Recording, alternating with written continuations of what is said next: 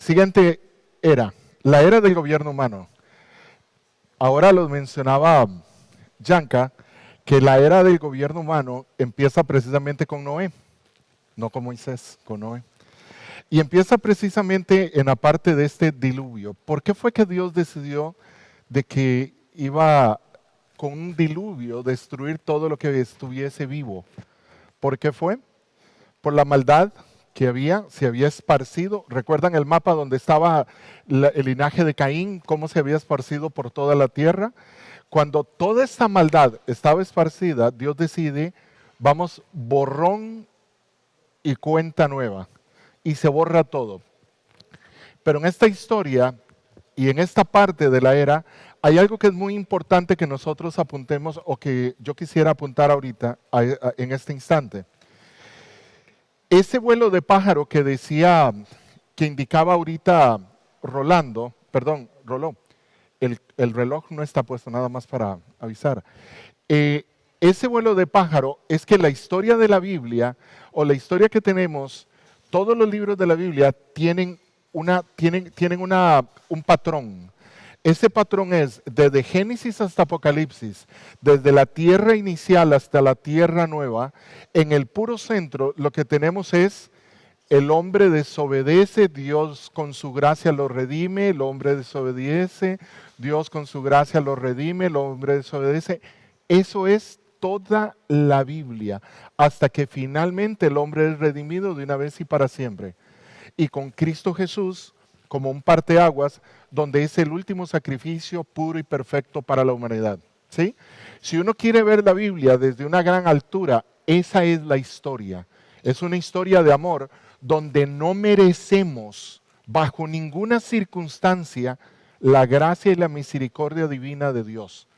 Si hay algo que uno tiene que entender de la Biblia, y lo subrayo, es el hombre desobedece y Dios le da su gracia y su misericordia una y otra vez y no lo merecemos.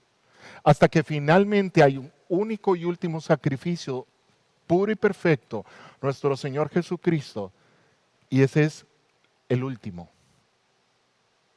Y el hombre sigue desobedeciendo y sigue exactamente jugando con fuego, pero se acabará la paciencia de Dios.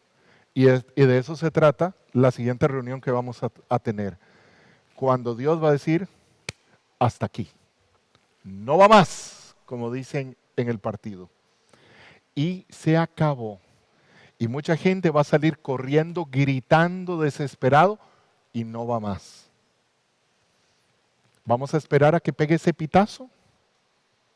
Entonces, llegamos precisamente a la era del gobierno humano, en el pacto con Noé, donde Dios promete después de este diluvio que no iba a destruir más la creación con diluvio. Y es un pacto incondicional, no está sujeto a lo que el ser humano va a hacer o va a dejar de hacer. Y esto es otra lección importante que vamos a ver en esta era. Hay un mandato de multiplicarse, de continuar con el dominio sobre los animales. Se le da chance a partir de ahora de poder comer carne, pero no sangre.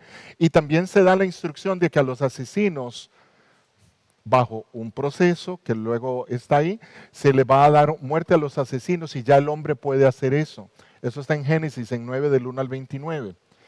Otra parte que es importante durante este pedazo o este trozo, esta era del gobierno humano, es que Dios nos va enseñando preceptos, pero todavía no llegamos a la época donde Dios con sus mandamientos y los preceptos para el pueblo de Israel nos va a detallar los mandamientos, pero ya nos va enseñando algunos preceptos. Y por ejemplo, en la última parte que tenemos exactamente acá, es uno de esos preceptos. Y uno de estos es la historia de cuando Noé, y es increíble, venimos de una tierra que acaba de ser destruida por su maldad, todo lo demás, y Noé se embriaga, se emborracha. ¿Ah?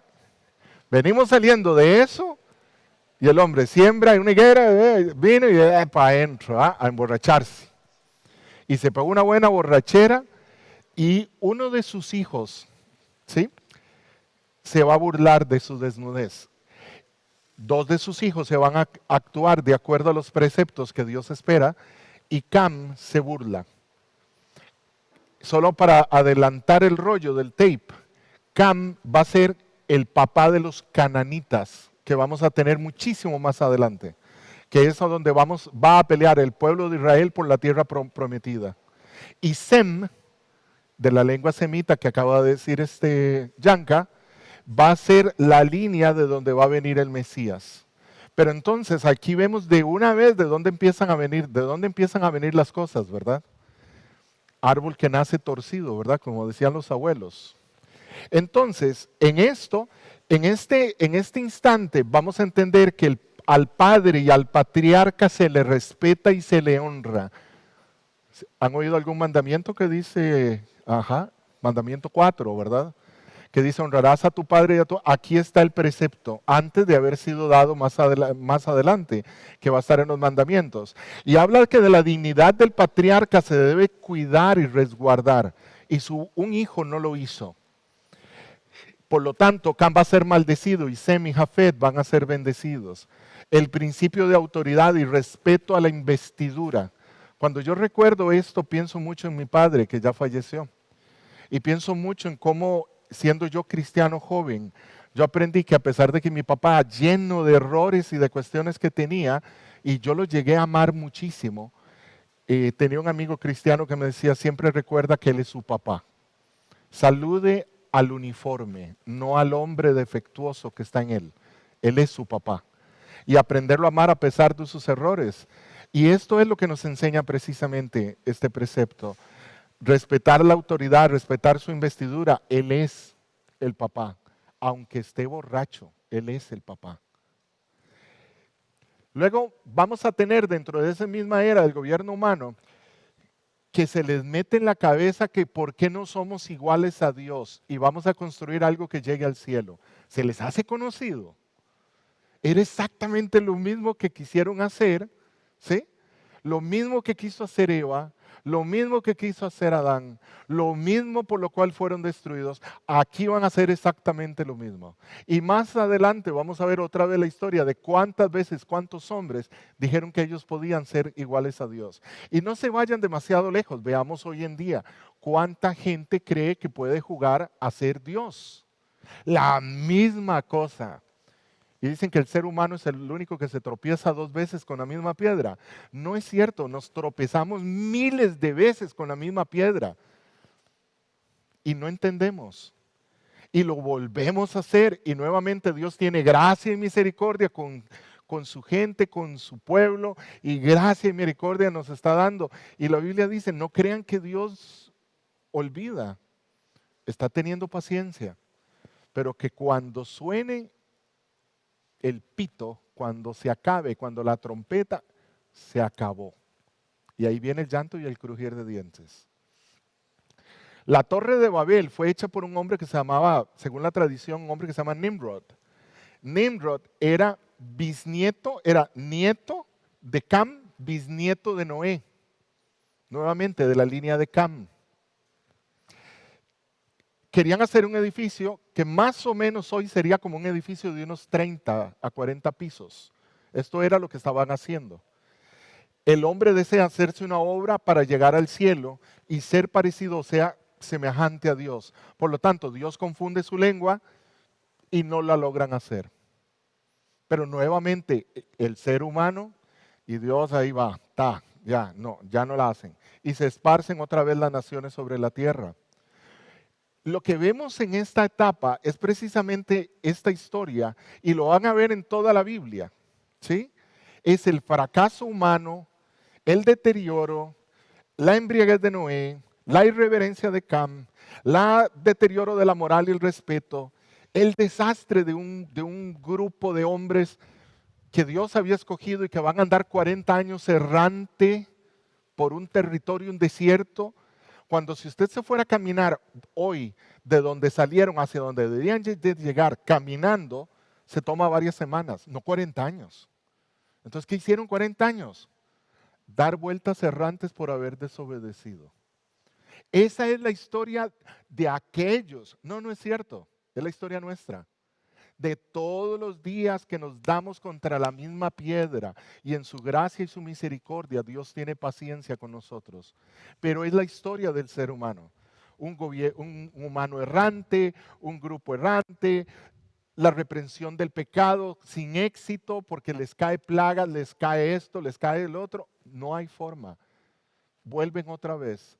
Una civilización humana que es dispersada. No entendemos. No entendemos. Y la verdad es que sin Cristo no hay forma de entender. Porque el que no tiene a Cristo en su corazón, lo que nosotros creemos primero le parece locura. Y segundo, lo que nosotros creemos no lo pueden creer ni lo pueden hacer. ¿Por qué? Porque Cristo no está en su corazón. El Espíritu Santo no le puede guiar para camino de verdad. ¿Por qué? Porque están ciegos. Él no puede hacerlo, a no ser que Dios en su santa voluntad abra sus ojos, toque su corazón y puedan aceptar a Cristo como su Señor.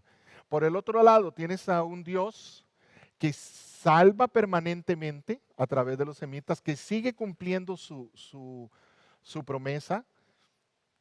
Abraham, descendiente de Sem, sigue la línea. Dios confunde la lengua en Babel. Solo Abraham y su simiente van a entrar bajo la dispensación de la promesa, y un gobierno humano que sigue probando su fracaso. Para eso entramos entonces a la promesa. Y en la promesa tenemos precisamente que inicia con Abraham en Génesis 11:10 hasta Éxodo, que es cuando ya vamos a tener la figura de Moisés que va a traer los preceptos. Entonces quiero seguir enfatizando, nótese el vuelo. El vuelo sigue siendo, desde que salimos desde el jardín del Edén, que vivíamos felices en comunión con Dios permanente, ahora tenemos que comunicarnos con Dios a través de sacrificios y de otras cosas, porque no hay forma. Ahora estamos apartados de la gracia de Dios debido al pecado, y estamos en esa montaña rusa donde nosotros no somos capaces, si Dios no estira la mano y nos rescata, y nuevamente caemos y continúa hasta que Dios haga su obra y su misericordia con su Hijo, y nosotros vamos a tener vida eterna a través de Él, y en Apocalipsis vamos a entrar a la tierra nueva, a como fue en un principio. Esa es la Biblia, de tapa a tapa. Entonces acá Dios le promete a Abraham una gran nación, le dice, haré una gran nación de ti, te bendeciré, voy a engrandecer tu nombre, serás de bendición, bendeciré a los que te bendigan y a los que te maldigan voy a maldecir. Y serán benditas en ti todas las familias de la tierra a través de Abraham. Luego le dice que va a tener una gran descendencia, dice en Génesis 13, haré tu descendencia como el polvo de la tierra, que si alguno puede contar el polvo de la tierra, también tu descendencia será contada. Descendencia innumerable, le dice en Génesis 15, y entonces lo llevó fuera y le dijo, mira ahora los cielos y cuenta las estrellas, si es que las puedes contar, y añadió, así será tu descendencia. Y además hizo un pacto con tu simiente, con la simiente de él, de Abraham, y que sería perpetuo. Ese perpetuo quisiera que le pongan mucha atención, y ahorita les voy a contar el por qué. Le dice, te voy a multiplicar de gran manera, te multiplicaré de gran manera, y de ti saldrán naciones y reyes, estableceré un pacto contigo y con tu descendencia después de ti, de generación en generación, y un pacto perpetuo, para ser tu Dios y el de tu descendencia después de ti. Te daré a ti y a tu descendencia de ti la tierra en la que habitas, de toda la tierra de Canaán, dígase de los descendientes de Cam, en heredad perpetua, y seré el Dios de ellos. Esa promesa a Abraham también hablaba de la tierra prometida para su descendencia, donde Jehová, dice en Génesis 28, Jehová está en lo alto de ella y dijo, yo soy Jehová, el Dios de Abraham tu padre, el Dios de Isaac, la tierra que estás acostado te la daré a ti y a tu descendencia. Será tu descendencia como el polvo de la tierra, y te extenderás al occidente, oriente, el norte y al sur, y todas las familias de la tierra serán benditas en tu simiente. A los señal de pacto con su pueblo, donde viene la circuncisión, que a los 8 días de edad será circuncidado todo varón entre vosotros, de generación en generación, tanto el nacido en casa como el comprado por dinero, a cualquier extranjero que no sea de tu linaje, debe de ser circuncidado, el nacido en tu casa, el comprado por tu dinero, de modo que mi pacto esté en vuestra carne por pacto perpetuo. El incircunciso, aquel a quien no se le haya cortado la carne del prepucio, será eliminado de su pueblo por haber violado mi pacto. Algo importante, perdón, algo importante acá, la circuncisión es un pacto, es la señal de un pacto, de algo externo, de algo que ocurrió interno. Así como luego vamos a tener en el nuevo pacto con Jesús el bautismo como algo externo que sucede, algo externo, un símbolo externo de algo interno que sucede. Y nosotros vamos a cumplir también en el otro pacto. En esto, el pacto de Abraham precisamente fue dirigido a Abraham y a todos sus descendientes. Pero ¿sabe qué es lo divino de este pacto? Que Dios dijo es perpetuo. Él cumple. Dios cumple. El ser humano no. Nosotros una y otra vez echamos a botar el pacto.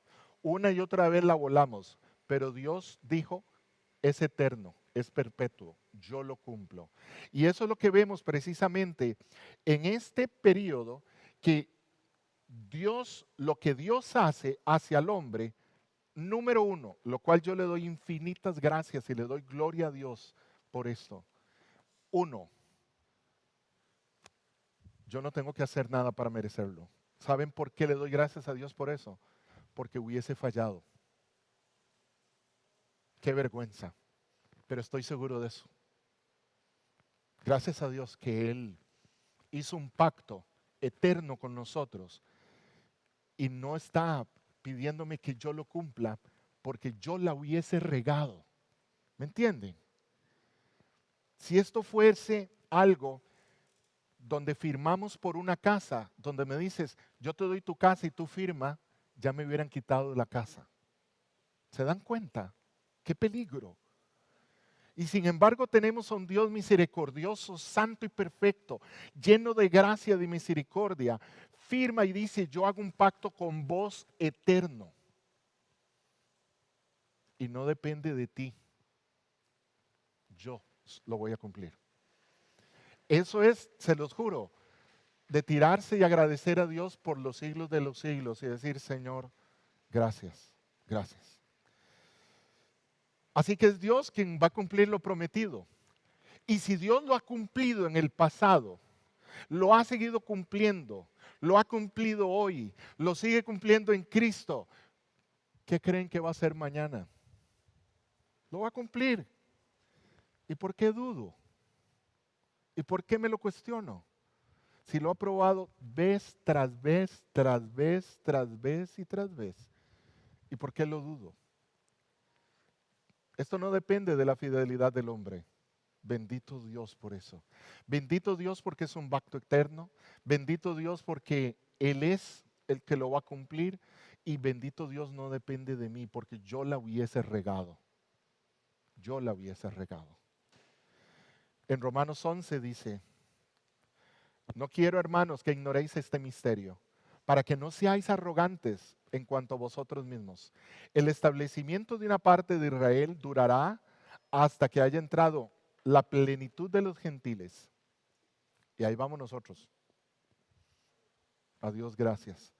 Luego todo Israel será salvo, como está escrito, vendrá de Sión el libertador, que apartará de Jacob la impiedad. Y este será mi pacto con ellos, cuando yo quite sus pecados. Aquí, en cuanto al Evangelio, son enemigos por causa de vosotros, pero en cuanto a la elección son amados por causa de sus padres, porque irrevocables son los dones y el llamamiento de Dios, como también vosotros erais en otro tiempo, desobedientes de Dios, pero ahora habéis alcanzado misericordia por la desobediencia de ellos. Así también estos ahora han sido desobedientes, para que por la misericordia concedida a vosotros, ellos también alcancen misericordia, pues Dios sujetó a todos en desobediencia para tener misericordia de todos. Ese es el patrón de nuestra incapacidad. El mismo Abraham demoró en entrar a la tierra prometida, según dicen en Génesis 11:31. No lo hizo cuando debía. También Abraham erró cuando le dijeron que iba a tener un hijo de promesa. Y su esposa le dijo, ¿por qué no te acercas a nuestra sierva, Agar, para que tengan un hijo? Y uno dice, Abraham, ¿verdad? ¡Qué bárbaro! ¿Y si hubiese sido yo? Se lo juro que lo hubiese hecho peor que Abraham, porque yo soy igual o peor. Yo no puedo decir, ay, que Abraham. ¿Y a usted que se le apareció Dios? Ajá. Yo hago lo mismo o peor. Y Abraham también debió de quedarse en Egipto. Dice en Génesis 12:10 que Dios le ordenó. ¿Qué hizo? No lo hizo. ¿Como quién? Como yo, igualito. No obedezco. Ese mismo patrón de incapacidad. Isaac fracasa, Jacob fracasa, Israel fracasa como pueblo. Jacob, culpable de mentir, engaño y regateo. Jacob se movió fuera de la tierra de Egipto para evitar el hambre. ¿Se dan cuenta una y otra vez? Y si hubiese sido la historia de mi vida o la historia de la vida de ustedes, ¿habrían puesto algunos fracasillos o no tantos? Yo probablemente lleno un libro, hasta en un disco duro se lo tengo que dar, porque yo hice lo mismo. Caigo, me levanto, la gracia, caigo, me levanto, la misericordia de Dios. Es lo mismo, es nuestra incapacidad de obedecer a Dios por nosotros mismos. Y Dios mostrándote su misericordia todos los días. Y lo que quisiera pedirles antes de ir cerrando es que hoy en la noche, cuando se vayan a sentar en su cama, piensen y digan, yo estoy aquí por la misericordia de Dios. Yo no merezco su gracia y su misericordia y acá estoy. Solo revisando las últimas 8 horas, ¿cuántas cosas no hice? Igual que tu siervo Abraham, igual que tu siervo Jacob, igual que el pueblo. Estoy aquí por tu gracia y misericordia, nada más. Abraham era un hombre de fe. Abraham creció en esa fe y cada día se fue acercando más a esa perfección de fe hasta el punto de estar dispuesto a sacrificar a su hijo Isaac. Qué duro. Pero llegar a esa confianza le costó caer, levantar, caer, levantar, caer, levantar, y aún así uno continúa regándola. Esa incapacidad nuestra de poder hacer las cosas, lo que hace claro es la eminencia de mi espíritu rebelde, de una tendencia caída, y también hace la evidencia de que yo por sí solo, yo no puedo observar y obedecer y cumplir los mandamientos de Dios. No podemos. Y por eso es necesario cada uno de nosotros. Y si usted no ha aceptado y no ha buscado y no ha encontrado y no ha dicho, realmente yo necesito a Cristo, este es precisamente de lo que se trata el Evangelio. Se trata de reconocer la necesidad. Significa ser el pobre de espíritu que habla en Mateo. Aquella persona que sabe y que necesita de Cristo y que dice, yo no soy capaz de llevar mi vida si no hago, si no voy y si no acepto mi pecado y si no entiendo que Cristo es mi Señor. Esa incapacidad revela que nosotros no confiamos en Dios. Todos los días no confiamos y además no somos confiables. No somos confiables. Y hoy el mundo te dice, siga su corazón. Oiga, ¿no entienden que la Biblia dice que no siga su corazón? La Biblia dice que el corazón del hombre es engañoso, no lo siga. Y lo escuchas por todo lado, siga su corazón. No lo hagas. Lo que tienes que hacer es seguir lo que Dios te dice que debes de hacer.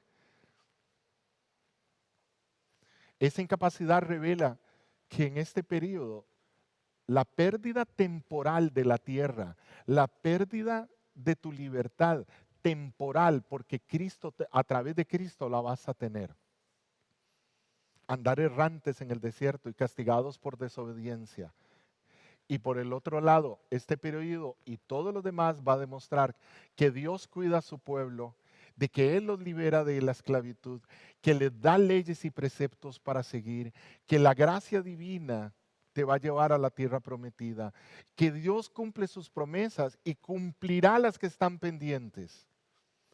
Y además, este periodo y todos los otros periodos te van a demostrar una y otra vez que a pesar de los fracasos del hombre, una y otra vez, y yo soy el primero, Dios está ahí, Dios sigue siendo fiel y Dios cumplirá su promesa. Bendito sea el nombre de nuestro Señor. Porque Dios no es hombre para que mienta, ni es hijo de hombre para que se arrepienta. Él lo ha dicho y no lo va a hacer. Si Él lo dijo, Él lo hará.